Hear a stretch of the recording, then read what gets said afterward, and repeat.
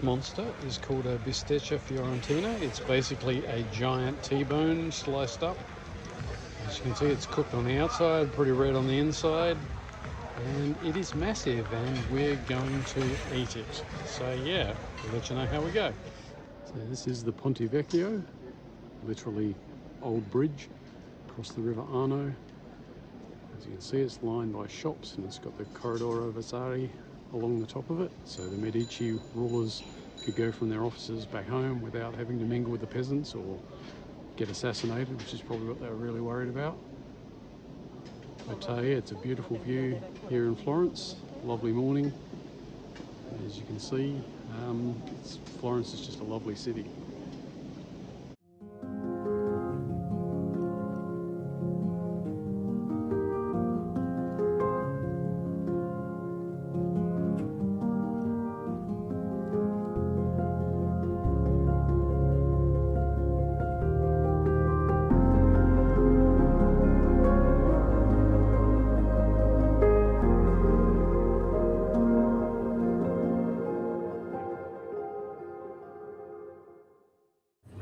So as part of our internet research on what to do in Florence, we came across a place called and it suggested that we try these fairly impressive looking sandwiches. They were like €7 each. Massive. And make them in front of you with all these fresh ingredients. Yeah, it looks brilliant. I'm pretty keen to get into this. And we actually came in really early, so we were able to avoid a massive queue, which we've seen here. Any other time of day, been waiting for a while.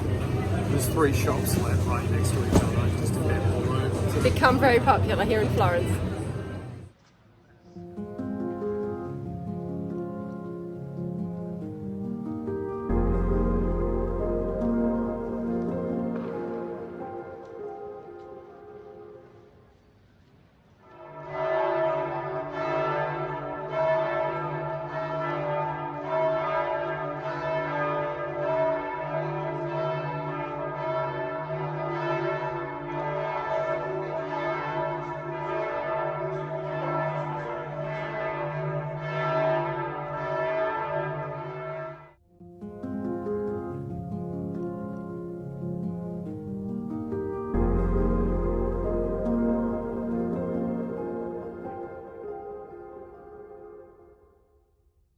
This place is Castel Pietrato. Don't know if I pronounced that correctly, but nonetheless it's the place that we're staying for the next 4 nights in Tuscany. It's a genuine castle built between the 10th and the 15th centuries. So on the left of the frame there you can see the church, which is built in the 13th century. Haven't really stayed in a hotel that's had a Catholic church attached to it yet. The keep of the castle, the big tower in the middle, that dates from the 10th century with a few additions. And other bits and pieces have been added on over the centuries between the 10th and the 15th centuries. After a while it sort of went from being a defensive castle to more being a country manor when some of these buildings were built toward the 15th century. But we're staying here, it's a lovely spot, and yeah, we're really enjoying staying in a castle in Tuscany. Just wandering around the grounds of the hotel, so there's the pool on a terrace. Overlooking the Tuscan countryside. There's the village of Strave in the distance. It's actually about a 10-minute walk. And there's the castle.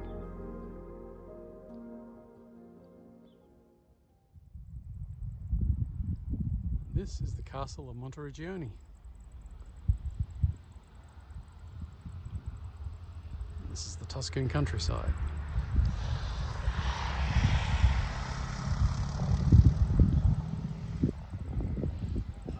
This is the walled town of Monteriggioni, originally a castle built to protect Siena, and now a small walled village